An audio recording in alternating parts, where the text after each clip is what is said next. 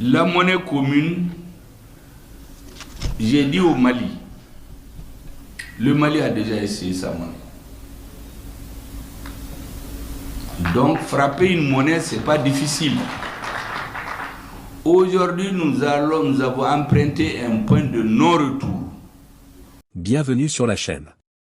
Avant de poursuivre, n'oubliez pas de montrer votre soutien en cliquant sur le bouton j'aime et partager la vidéo.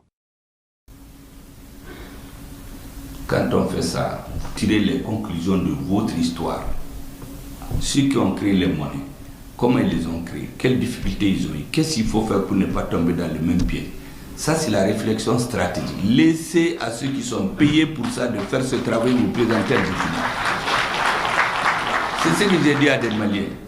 Bon, dans la passion, on en veut, mais c'est stratégique. Chez nous, en Bambara, le président dit Beki Idjoyorala. En français, chacun n'a qu'à faire son travail. Quand un plombier veut aller faire le parachutisme, bonjour pour les dégâts, son pied va se casser.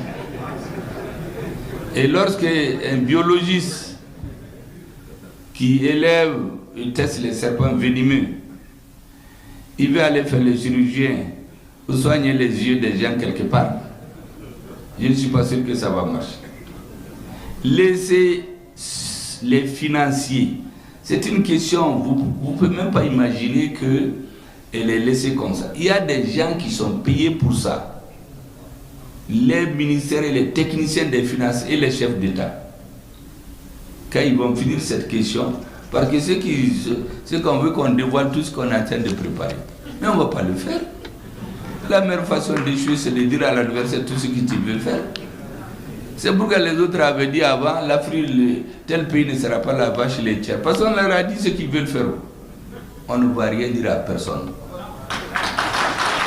Le jour advienne que pourra, mais on veut que l'AES marche. Pour le reste, vous savez, concernant les peuples, je ne vais pas éluder cette question. Moi, j'ai dit aux Maliens que moi, je suis un métis. Mon arrière-grand-père, quand vous le voyez, il est comme un arabe. Il a certains de ses enfants qui sont blancs, comme des tamasheks. D'autres sont noirs comme du charbon, là. Ils sont même bleus. Il n'y a que les dents et les yeux qui sont blancs chez eux. D'autres ont des cheveux crépus, des vrais nègres, bien bon teint là. D'autres sont noirs, ils ont les cheveux lisses. Il y a un peu de tout.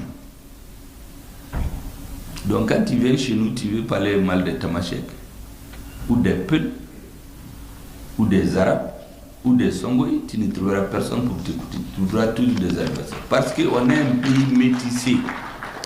Et l'avenir appartient au métissage. Maintenant, qu'est-ce que ceux qui veulent détruire nos États ont fait? À chaque étape de la colonisation, ils choisissent un thème. La communauté Peul, c'est la plus nombreuse en Afrique. Elle va géographiquement du Cameroun jusqu'au Sénégal. Quand tu touches à un peu, les chefs d'État qui ne sont pas instruits, les jeunes peuples qui ne sont pas instruits, ils se mettent tous là-dedans. Avec la pauvreté. Moi, j'ai écouté des interviews du président Ibrahim Traoré, où quand ils étaient au front, ils marchaient des villages entiers, il n'y avait rien. Les populations là, si quelqu'un vient, il leur distribue de l'argent en douce, il leur dit que ceux-ci sont vos ennemis, on va transformer leur idée. Il y a beaucoup de jeunes peuples qui sont dans le terrorisme, ils ne savent même pas pourquoi. Moi j'ai vu des présidents en Afrique qui se sont mis parce qu'ils sont peuples à quitter le Burkina. Mais il y a un compatriote, je lui ai dit de lui poser la question, est-ce qu'il a des preuves? Vous savez ce qu'il nous dit, que lui l'a vu dans les réseaux sociaux. Mais ça c'est quoi ça? Un président qui accuse un autre État à partir de ce qu'il a vu dans les réseaux sociaux, parce que lui il est peul. C'est fait exprès pour qu'on tombe là. Quand les colonisateurs sont venus, ils ont eu toutes les difficultés avec les peuples. C'est des gens guerriers qui n'acceptent pas la soumission. Les colonisateurs pendant 70 ans n'ont jamais eu la paix avec les peuples. Donc ils se sont dit, inoculons le venin. Parce que le sang, quand tu coûtes, c'est du venin. Les peuples du Mali qui ont vécu avec les Dogons pendant plus de 1000 ans, ils se sont mis à les tuer. Au début, vous savez ce qu'ils faisaient? On tuait les chefs religieux Peul et les chefs de village. 2015, 2016, les premiers Moirons ont fui, ils sont allés au Burkina. L'étape suivante. Donc quand tous les Peuls ont commencé à prendre peur, on va travailler le cerveau des jeunes, que c'est leur affaire. Maintenant ils viennent, ils mettent le feu, ils tuent les Dogons, ils courent pour aller se cacher dans les hameaux Peuls. Le Dogon dont on a tué le père est convaincu que c'est les Peuls qui tuent son père. Eux aussi ils s'organisent, ils tombent sur des Peuls, ils les tuent. Une fois que le sang coule, c'est du poison. Et ce monsieur qui dit qu'il est Peul, ça s'étend jusqu'au Cameroun, jusqu'en Afrique. Tous les chefs d'État d'origine Peul se mêlent là-dedans. On a fait une affaire d'une communauté. En fait, c'est pour embraser l'Afrique. Des jeunes bergers Peul sont embobinés là-dedans. Dans l'EIGS, on les voit derrière leurs animaux. Il y a des ONG dont leur rôle, c'est de faire des enveloppes et les distribuer dans les nord du Mali et du Niger. Tous les mois, il y a des gens qui ne travaillent même pas. Ils ont tous les mois des enveloppes. On vient les voir. Ils vont voir des bergers qui n'ont rien. Ils leur donnent un peu d'argent, des armes. Ils recrutent d'un pays à l'autre. Comment vous pouvez comprendre cette histoire-là du Cameroun jusqu'au Sénégal? Les Peuls. Donc les gens par solidarité, les intellectuels, les avocats, les bergers, tout le monde rentre là-dedans. Ils disent qu'ils défendent leur communauté. Mais les autres aussi se défendent.